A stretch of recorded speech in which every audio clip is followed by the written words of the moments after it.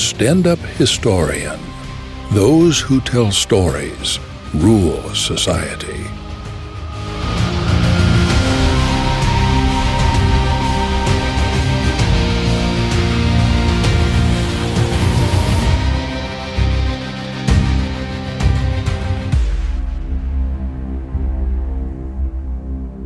Hello and welcome to Stand-Up Historian. My name is Coyote and I bring this show to you from beautiful, absolutely breathtakingly beautiful Seattle, Washington. We have a gorgeous spring here. There's a lot of rain, but sunny days are absolutely magnificent here. The show, as you know, been on hold for a long while now, and I had been dealing with my personal life, working on the professional side of my life, which involves a lot of technology, including AI. In fact, I've been trying to figure out the place of AI, position it in technologies and companies that I work with before the AI replaces me and decides where to place me. On the more serious side of life that I cherish, and that's what makes life worth living, is my interest, which is life, existence, why we're here, what are we doing here, what should be the nature of our relationship to each other, to the nature and to the divine, and answering the most important questions that humanity has always asked. So I had been reading a lot of books, and I had an opportunity to travel this year multiple times in great silence. I was able to meditate and just let go of everything and try to figure out something.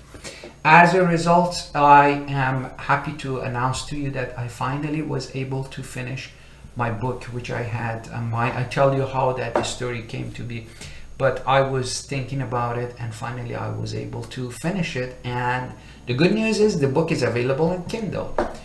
Conversation with Coyote. This book is my conversation with a coyote. No. This coyote was not chasing a roadrunner. This is just myself and Coyote. And let me tell you this story, how I ended up writing this book. In a rainy, cold winter night in Washington, I was driving on a sort of off the main roads, and a coyote jumped in front of my car. So I was fortunate to brake on time and didn't hit the coyote. It crossed the road and disappeared into the woods. So as I was driving back, I started to think, what if the coyote didn't go? He stood there, he looked at me, and he said, "Come on over, I want to talk to you." As you know, coyote has a very special place among Native Americans in terms of what kind of creature coyote is. So that's why I decided to go with coyote. Besides, coyote came to my life. And the book is my conversations with coyote, from a simple encounter that we had in that rainy night. I tried to embed some of more interesting and deepest thoughts that comes from the East. What I have noticed here, especially in the West and United States, is that everybody, all the philosophers, scientists, psychologists, sociologists, everybody that you talk to, they have a strictly Western point of view and looking from one side to everything, to every story. And it's very hard for them to open another window from the East and let the light shed on the subject from both sides of things, which I think that's what I'm trying to do. I hope that I'm successful in doing that. And that's what I put into this conversation with Coyote. There's a lot of poems from Rumi, which I translated it and inserted among the lines of conversation where Coyote speaks, or when I reply back to Coyote. There's a lot of metaphors and mysticism, Eastern mysticism, especially Persian and Sufism in this book. And Coyote looks like it's a trickster. That's how it's known. But in this case, Coyote is a teacher, and Coyote talks about life, truth, reality, the difference between reality and truth, love, nature of love, life, why we came to be, where we are going, who was our creator, and what was the purpose of this creation. And working on this book, I wanted to make it as meaningful and as, at the same time, easy to understand, but also wanted to have a thread from the beginning to end of this book. That's why every chapter, even after I finished the book and was ready to put different names on, introduce different chapters, the first chapter I called it Encounter. It's just an encounter. You're on the road of your life, you cruising along your life, and all of a sudden something happens. An event that wakes you up for just a fraction of a second, and then it could change your life forever. This is one of those moments. A friend asked me and said, so what is this? And I said, it's a hiccup in the continuous process of living and in time continuum. This is a hiccup. This is a moment that time stopped. My encounter with Coyote happened. And so I called the first chapter definitely to be Encounter. That was very obvious to name it. And then as I started working on the other chapters, I step out of the car, start talking to Coyote, and Coyote says, hey, what are you doing? You were about to hit me. And I said, you jumped in front of my car. And the conversation starts.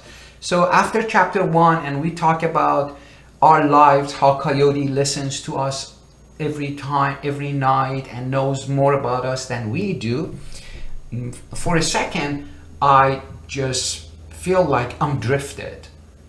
I'm between the two real world that I was in a few seconds ago behind the wheel, and now talking to a coyote.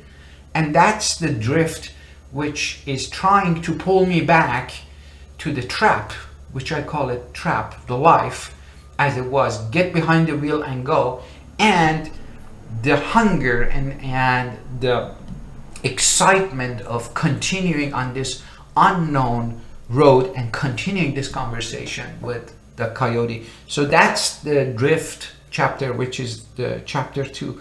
And during this chapter, Coyote tells me that if you want to know where you are, you have to remember, because you knew it at some point in your life. You have to remember it. So chapter 3 goes through the process of remembering what happened to me.